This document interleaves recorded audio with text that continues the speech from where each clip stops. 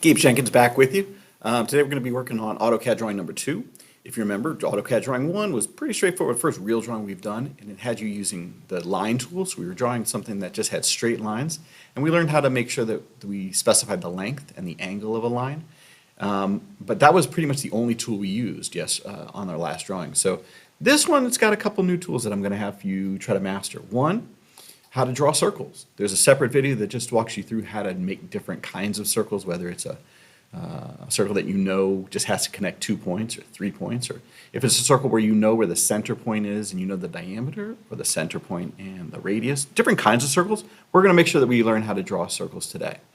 We're also going to use a new tool called the fillet tool, which it takes a right angle, like a corner, and turns it into a curved angle with a given radius. We're going to learn how to make polygons and use polygons. Again, there's a separate video about fillets and chamfers, and there's a separate video about polygons and how to do polygons.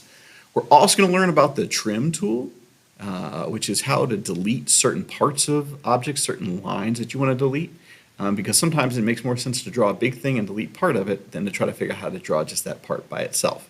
So we're going to use all of those tools today and make sure that we're cool with it. All right, so here's the thing we're going to try to do today. So I said a fillet corner.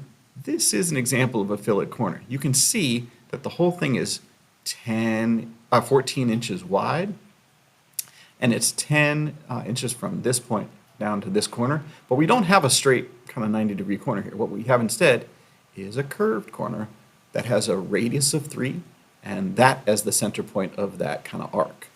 We have a polygon up here, which is a 6-sided polygon. It's a hexagon, and it's got a basically the word isn't diameter when it's a polygon, but it's kind of like a diameter. It's 2. The distance from one corner to another is 2. We have a semicircle up here with a diameter of 4, and everything else I think we kind of know how to do. This line right here, we don't know how to, it doesn't give us much information about it. It doesn't tell us how long it is. It doesn't tell us how tall it is, how wide it is necessarily. We could probably figure it out. But if we have our snap tools set on correctly, it's going to allow us to just get from here and just snap it to there as kind of near the end of our drawing.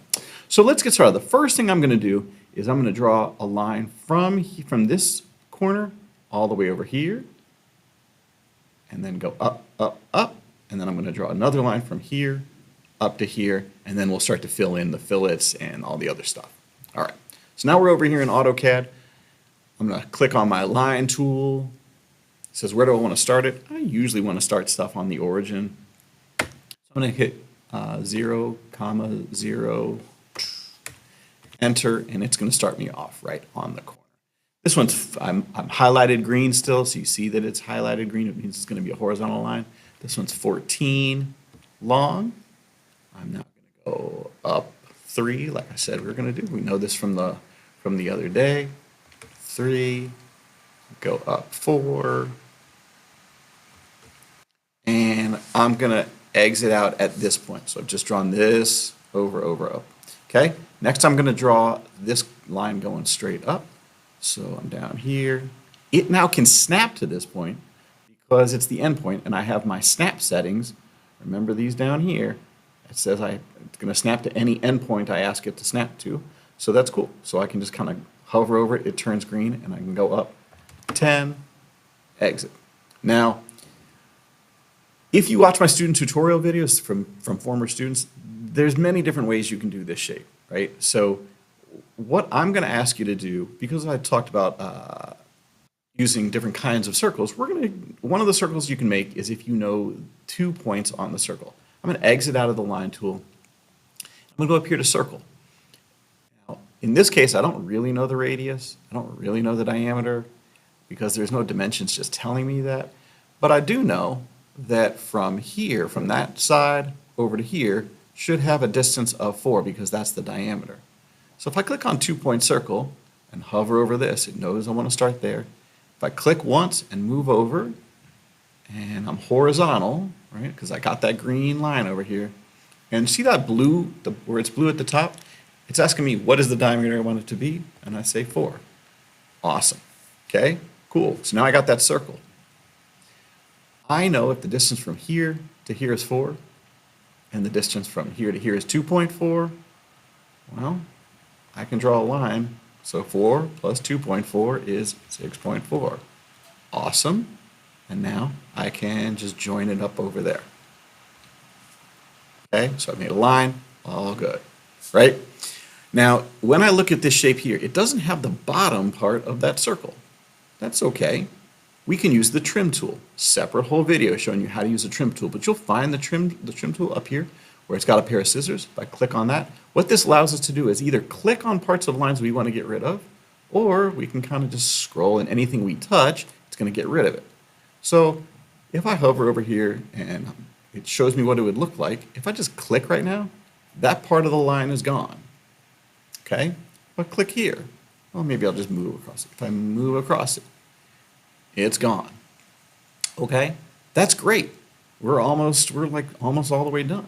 Okay, I'm going to escape out of that tool, and now I'm going to work on the fillet corner. Again, separate video on fillets and chamfers. Chamfers are just like kind of a angled corner as opposed to like a curved corner, but we're going to do fillets. Fillets you can find up here at this tool that says fillet, and it allows us to make a rounded corner. I click on it once, and it says select your first object or check different things. Now, if I click here on radius, or if I just type R, I can set the radius that I want this fillet to be. What it's meaning is like from this center point, how far is this radius of this circle that I'm drawing, right?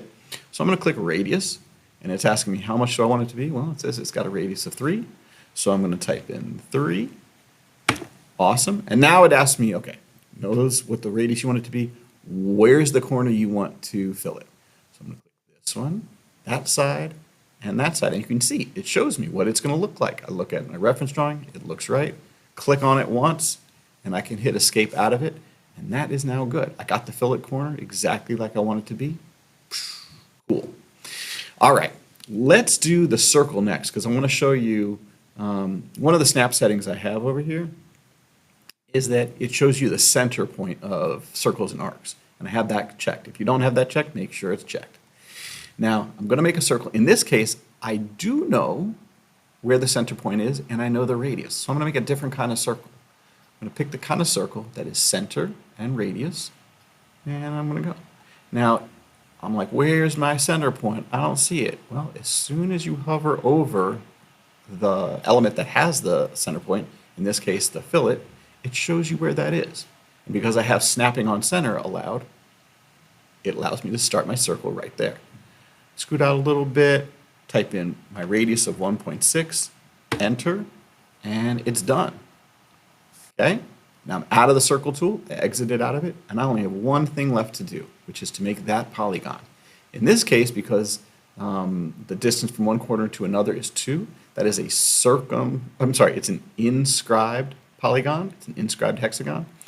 And so I know that it's got 6 sides, and I know that the diameter is 2, and I know it's inscribed, and so now I have everything I need to make it, to make that polygon. The polygon tool is located kind of underneath the rectangle, because the rectangle is just a kind of special kind of polygon, 4-sided polygon. So I click here. First thing it asks me is how many sides do you want it to be? Well, it's a 6-sided figure, so I type in 6, enter. Where is the center? If I hover over this curve, it shows me the center point. Click on it there. I know it's inscribed. And here we go. And it's asking us for the radius. The radius in this case is 2. Oh, my bad. Undo. How many operations do I want to do? I just want to undo 1. My bad, people. Because it's asking me for the radius, it's not asking me for the diameter. 2 is the diameter, so 1/2 of that, or 1, is the radius. Made a mistake. We all make mistakes. All right, so doing it again. I clicked on the polygon tool. Number of sides is 6. The center of it is going to go right here. It is inscribed, and diameter of 1. Done. It's good to go. At that point, I've exited out of everything, and my shape, I take a minute and just look at it. Does it look right? Yeah, there's nothing crazy, nothing's out of proportion. So I did it correctly. At that point, go ahead and go save it as first name underscore last name underscore drawing number 2, and you're done. All right. Hope that worked for you, and good luck to you.